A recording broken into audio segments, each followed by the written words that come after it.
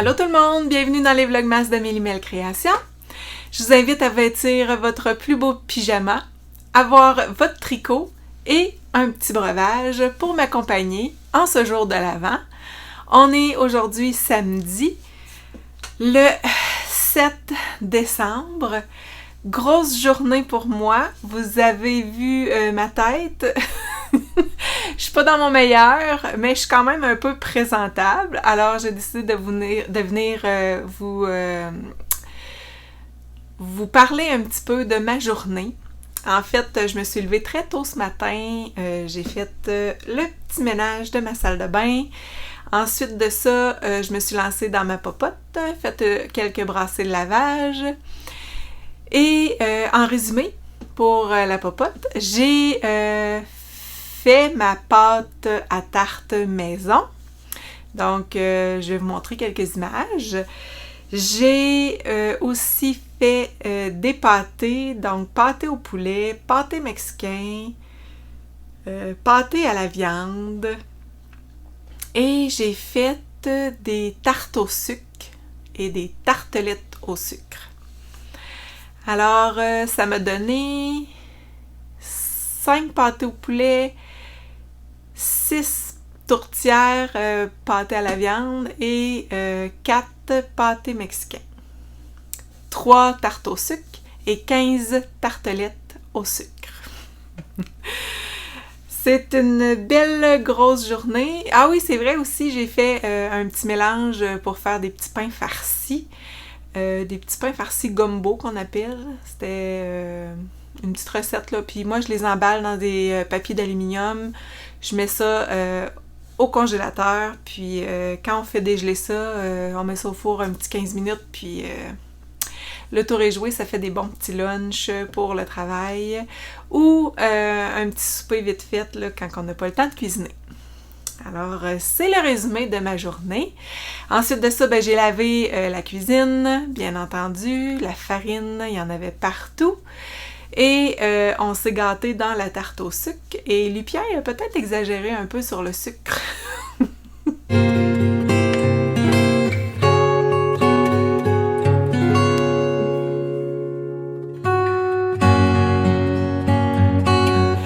Il a la tête à l'envers là, depuis tantôt. Partout où est-ce que je le trouve dans la maison, il est comme ça, viré à l'envers. Les pattes en l'air, la tête en bas. C'est le taux de sucre, je pense, qui est trop haut.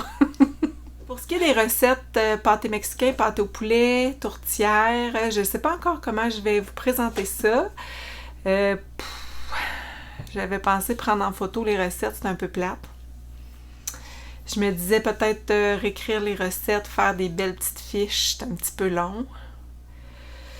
Je sais vraiment pas comment je vais organiser ça, mais je vais essayer en tout cas de vous les présenter, mes petites recettes. Pour ce qui est de la pâte à tarte, c'est une recette qui vient de ma maman.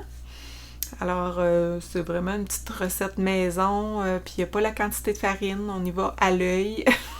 C'est les recettes de maman. C'est à l'œil. Merci maman pour ta recette. Puis pour ce qui est des pâtés au poulet, je pense même que c'est la recette de Ricardo. La tourtière aussi, je pense que c'est une recette de Ricardo. Le pâté mexicain, par exemple, c'est une recette que j'ai reçue aussi de ma maman. Puis la tarte au sucre aussi. Alors, je ne sais pas comment je vais vous les présenter, les petites recettes, mais je vais essayer là, de vous les envoyer, de trouver une façon de vous les présenter. Tricot aujourd'hui, pas grand-chose. J'ai rentré des fils sur mon test-knit secret. Ça achève. Je suis à la veille de le bloquer et de prendre des belles photos. Je ne pourrais pas le montrer tout de suite, bien entendu.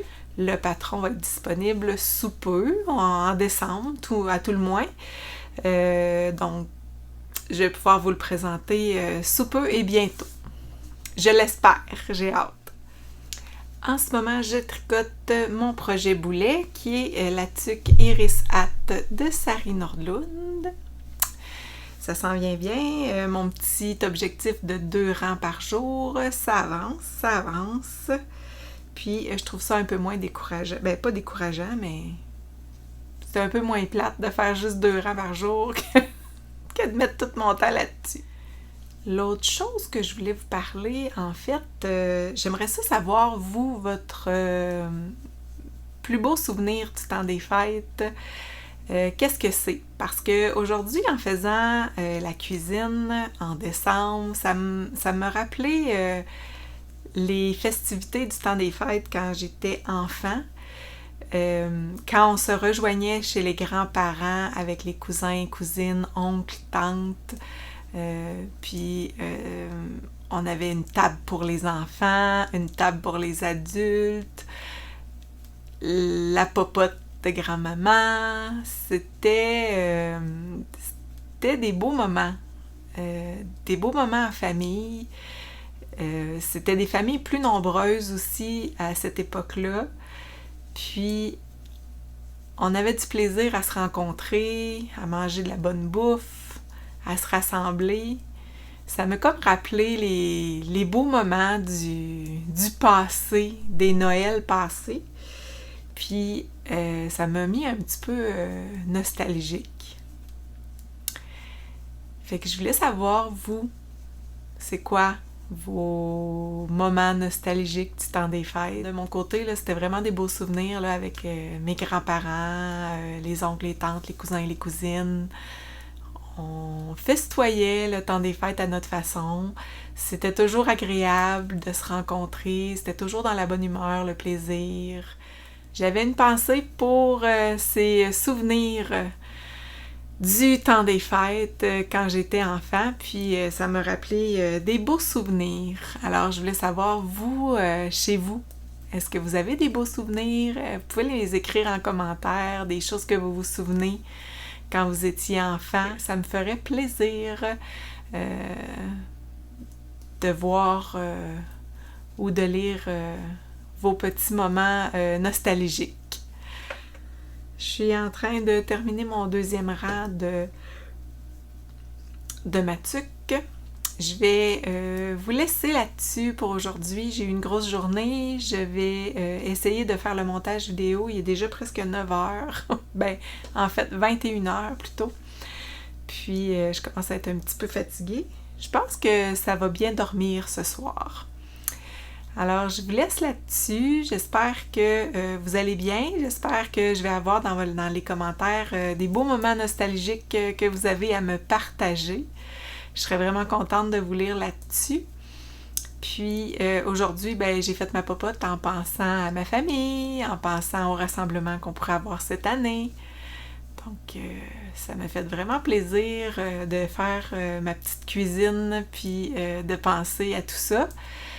Ça m'a fait du bien de me retrouver, même si c'était une grosse journée, ça m'a fait du bien là, de faire autre chose que du tricot, que le travail.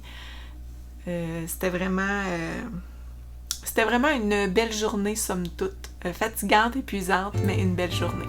Alors, je vous en souhaite toute une à vous aussi. Bye!